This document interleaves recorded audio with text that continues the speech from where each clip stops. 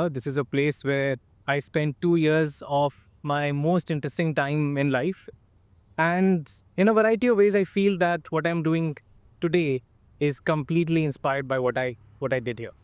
I got very enamored by Amul, the entire cooperation movement, and that's what got me here. And yes, so for me, this was dream come true. Once I'd gone through 2 years in IRMA, I realized I have to go back and work in the rural sector. That became very simple. And wherever you work in this sector, you're visiting beautiful places, you're enjoying the hospitality, you're enjoying the food. And I used to keep joking about it always, saying, why are these people poor? They just have to open a guest house and they'll be richer than you and me.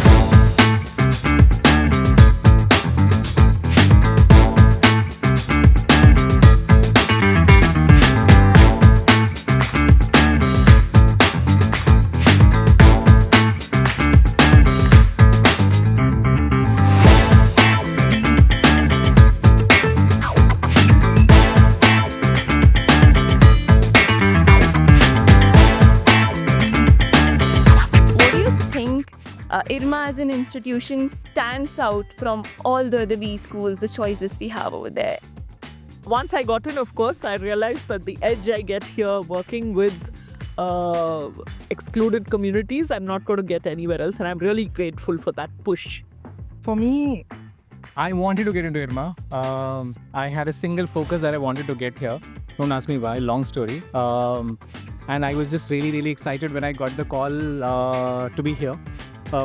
Simply put, I would say that in my mind, I hadn't really thought about MBA as a career option at some stage of life. And I'm talking about a time which is perhaps a time where a lot of people didn't even realize that MBA was an option to take up.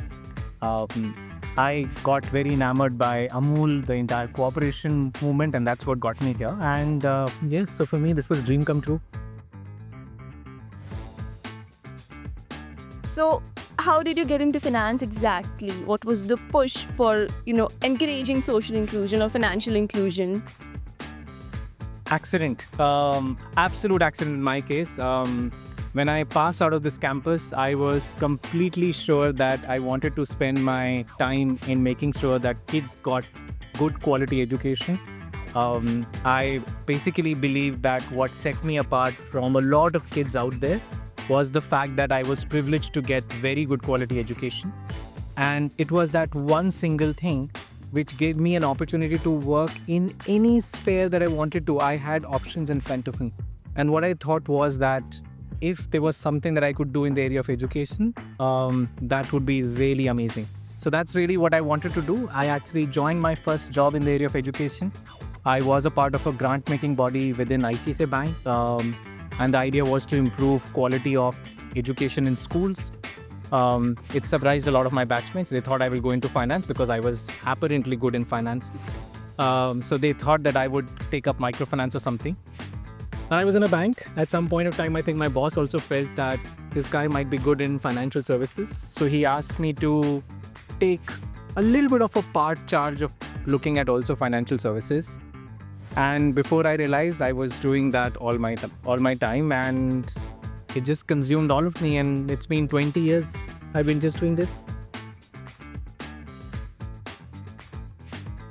Talking about destination and coming to traveling, how do you think IRMA encouraged you as a person to travel, to explore with the cause and to document it?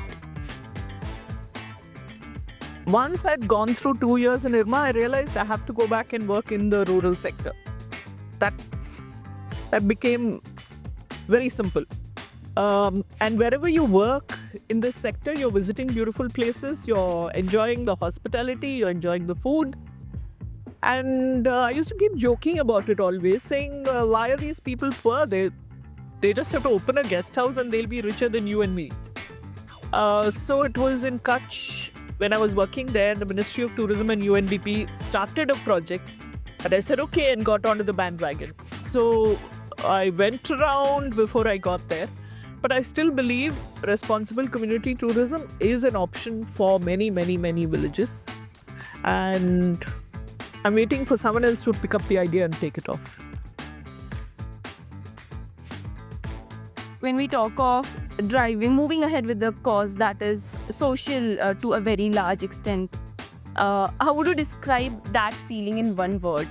Satisfying, because at the end of the day you feel, yes, of course you helped yourself, that's why you did whatever you did, but you also managed to maybe change somebody else's life. Maybe that's your optimism.